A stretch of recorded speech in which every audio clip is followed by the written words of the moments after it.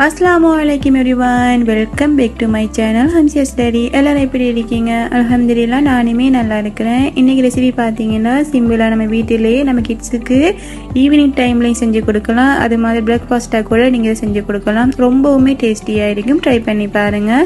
நீங்க இப்பதான் என்னோட சேனலை புதுசா பார்க்கறீங்கன்னா மறக்காம லைக் பண்ணி சப்ஸ்கிரைப் பண்ணிக்கொள்ளுங்க. வாங்க வீடியோக்குள்ள போகலாம்.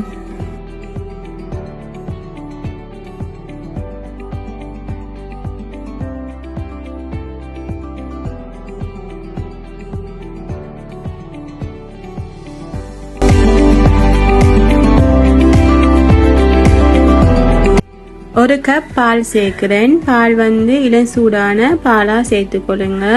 உங்களுக்கு கை வச்சு பார்க்கும்போது விளங்கும் எந்த அளவு சூடு இருக்குதோ அதே அளவுக்கு பாலை சேர்த்துக்கொள்ளுங்க. ஆகவும் சூடாக சேர்த்துட வேணாம்.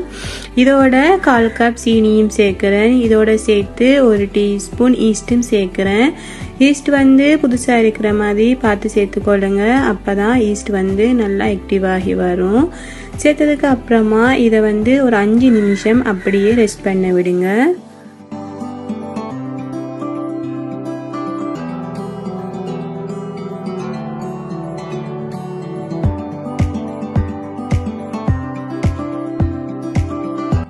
அஞ்சு நிமிஷத்துக்கு பிறகு பார்த்தீங்கன்னா ஈஸ்ட் நல்லா ஆக்டிவாக கிடைச்சிருக்கும். அதை நல்லா மிக்ஸ் பண்ணினதுக்கு பிறகு இதில் ஒரு முட்டை சேர்க்குறேன். முட்டையில் உள்ள வெடுக்கெல்லாம் நீக்கிட்டு சேர்த்துக்கொள்ளுங்க. அப்போ தான் முட்டை வாசனை இல்லாமல் இருக்கும்.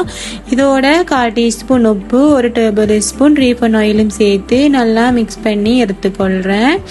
எடுத்ததுக்கு பிறகு இதில் 1 கப் கோதுமை மாவு சேர்க்குறேன். கோதுமை மாவு நீங்கள் எந்த கப்பால் பால் அளந்தெடுத்தீங்களோ அதே கப்பால் கோதுமை மாவு எடுத்துக்கொள்ளுங்க. அப்போ சரியாக இருக்கும் அளவு. சேர்த்ததுக்கு அப்புறமா நல்லா கேக் பட்டர் கன்சிஸ்டன்சியில் நல்லா மிக்ஸ் பண்ணி எடுத்துக்கொள்ளுங்க. கட்டிகள் எதுவும் இல்லாமல் நல்லா மிக்ஸ் பண்ணி எடுத்துக்கொள்ளுங்க. மிக்ஸ் பண்ணதுக்கு பிறகு இதை ஒரு மூடி போட்டு மூடி அப்படியே ஒரு 30 நிமிஷம் அப்படியே ரெஸ்ட் பண்ண விடுங்க. 30 நிமிஷத்துக்கு போல பார்த்தீங்கன்னா மாவு இந்த மாதிரி ரெடியாகி வந்திருக்கணும். உங்களுக்கு வீடியோவில் பார்க்கும்போதே விளங்கும். சரியா கேக் பட்டர் கன்சிஸ்டன்சியில் இந்த மாவு ரெடியாகி வந்திருக்கும். இது சரியான கன்சிஸ்டன்சி. இதை நம்ம ஃப்ரை பண்ணி எடுத்துக்கொள்வோம். தவாவில் எண்ணெய் சேர்த்துக்கொள்கிறேன். தேவையான அளவு எண்ணெய் சேர்த்துக்கொள்ளுங்க. சேர்த்ததுக்கு பிறகு நல்லா எண்ணெய் சூடாகி இருக்கணும். சூடானதுக்கு பிறகு அடுப்பை நல்லா லோ ஃப்ளேமில் வச்சுக்கொள்ளுங்க. வச்சுட்டு நம்ம செய்து வச்ச மாவை சேர்த்துடலாம். சேர்த்துட்டு இதுக்கு மேலால் கொஞ்சம் கொஞ்சமாக எண்ணெய் சேர்த்து விடுங்க. அப்போ தான் மேலுள்ள மாவு வடியாமல் நல்ல ஒரு ரவுண்ட் ஷேப்பில் நமக்கு கிடைக்கும். இந்த மாதிரி ஒரு கோல்டன் கலருக்கு வந்ததும் மற்ற பக்கமும் திருப்பி விடுங்க.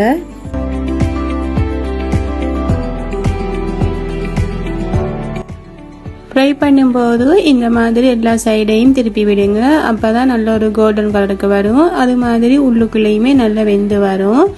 நல்ல ஒரு கோல்டன் கலர் வந்ததும் இறக்கிடுங்க. இந்த மாதிரி எல்லா மாவையும் ஃப்ரை பண்ணி எடுத்துக்கொள்கிறேன். எல்லாருடைய வீட்லேயுமே கிட்ஸ் இருப்பாங்க. ஈவினிங் டைம் எது சரி செஞ்சு கேட்பாங்க. இந்த ரெசிபி நீங்கள் உங்கள் வீட்டில் ட்ரை பண்ணி பாருங்கள். ரொம்பவுமே டேஸ்டியாக இருக்கும்.